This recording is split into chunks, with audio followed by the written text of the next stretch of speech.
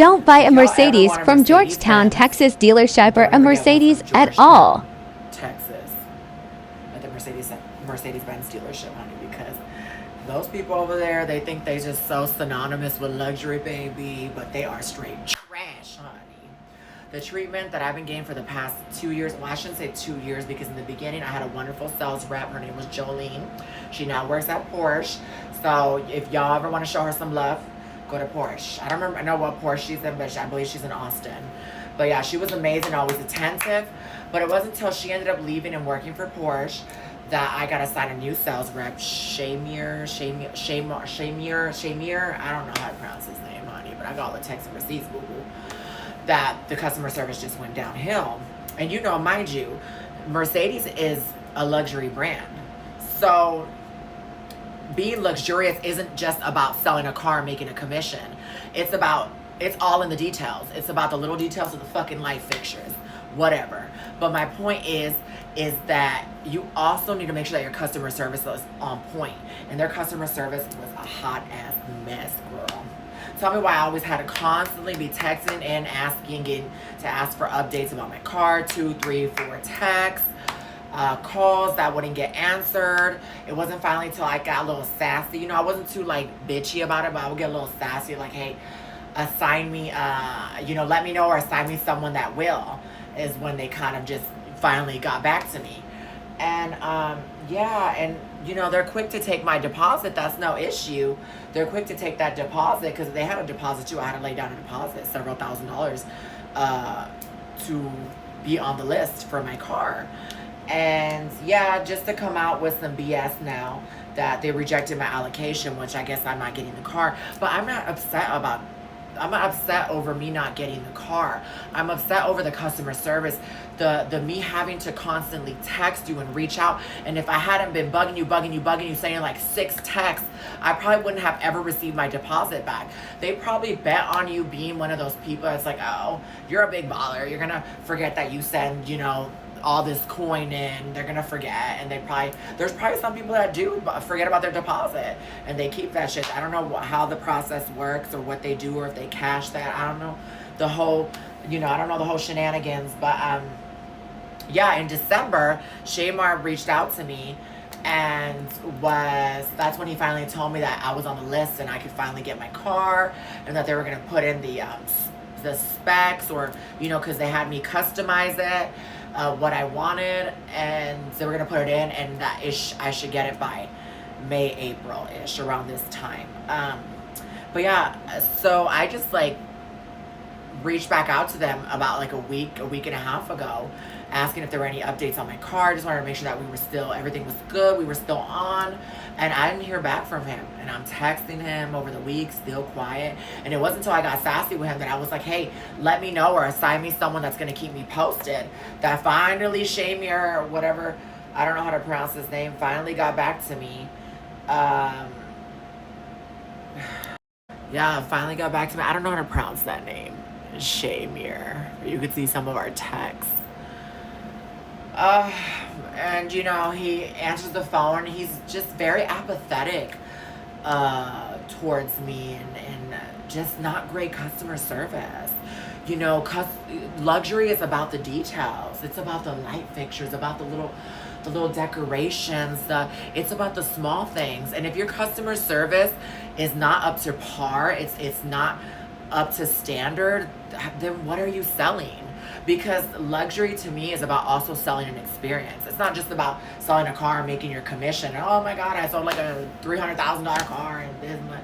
No, bitch, that's not what it's about. I'm pardon my French, but it's about the customer service too. It's about treating the clients right. Like, you forget where you come from. You forget to remain humble. You forget to be kind to people, and you think, because like, okay, we're not making money off of this person. Okay, well, just throw it in the trash, whatever.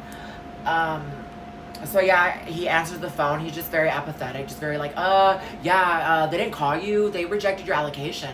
And mind you, he had just told me that I was getting my car in December, and I'm not finding this out till now. No one ever called me. I don't have any voicemails. No one ever reached out. That's BS.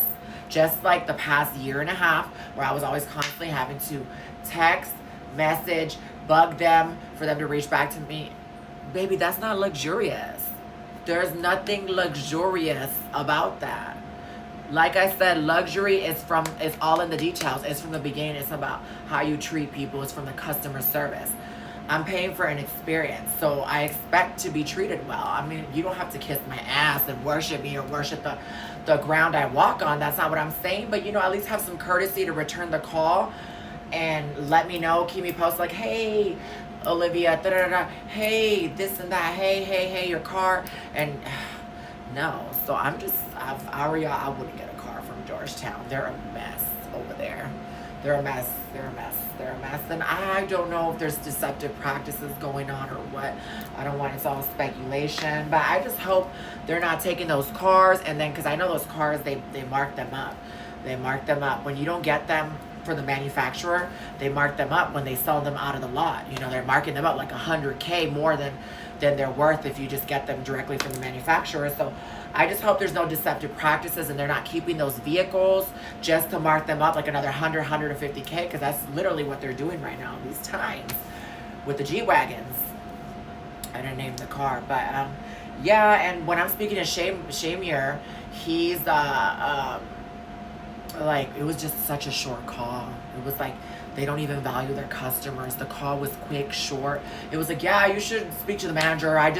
Yeah, he said something about the allocation. It was rejected. And yeah, and I was like, really? Like, but why? What's the reason? He's like, yeah, I don't know. You're going to have to take it up with him. Yeah, he's the one, like, but it was just kind of rude the way he came off. And just like he didn't want to help me, it was really quick. And he just let me go. It was a call that lasted for like 30 seconds, 40 seconds.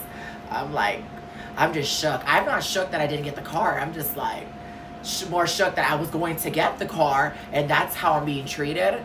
Yeah, that's not cute. So personally, based off my experience, I don't know, some people, maybe they luck out and get a better experience. But personally, me, I didn't have a great experience. And it's sad because I was actually, a friend recommended me to that car dealership, and he's purchased multiple G-Wagons from them. So and he recommended me to them as highly recommended. So yeah, it was just a little disappointing. But like I said, I'm not mad that I didn't get the car. I could buy one off the lot. There's some fresh new ones off the lot. I'm just more upset over the customer service. They really need to check their customer service. They really need to humble themselves. Remember where they come from. Remember that you're just a sales rep. And I don't mean to be a bitch, but you need a motherfucking reality check that you're just a sales rep, baby. Come back to earth. You're selling just because you're selling nice cars, baby. But you're a sales rep. You don't own the car dealership, honey. You work for the brand, okay? Okay, baby, humble yourself. These people, working in these luxury brands, it gets to them. Girl, or just anywhere. Even when you walk up in Louis Vuitton, and baby, I have a lot of really nice things, but people forget to be humble. Look over here, I'm spitting too, girl. Fuck, this damn motherfucking lips injected with fucking Juvederm, girl. The damn Juvederm got me spitting and shit. But anyways, yeah, these people just forget to be humble. It's like, it don't matter if you work at Goya, you work at Louis, you work at Mercedes, you work Porsche. Like, be humble, okay? You're prettier when you treat people with kindness. Point zero line, period. Just because I live a good life and I have nice things, I'm not gonna go around and treating people like crap. I don't do that. I treat everybody with respect. I treat everybody with kindness. From the cleaning lady to whoever comes and cleans my place, everybody kindness, it's just, it doesn't align with my morals and values, darling. So I can't relate. Okay. But now with that being said, do not shop at Georgetown, Mercedes, Benz, honey. Boycott that motherfucker. And I don't want to be the one to say that they discriminate on me because I'm trans or none of that, I don't want to play the victim card. But, once in a while, stuff like that does happen. But I'm not saying that that's what's happening in this case.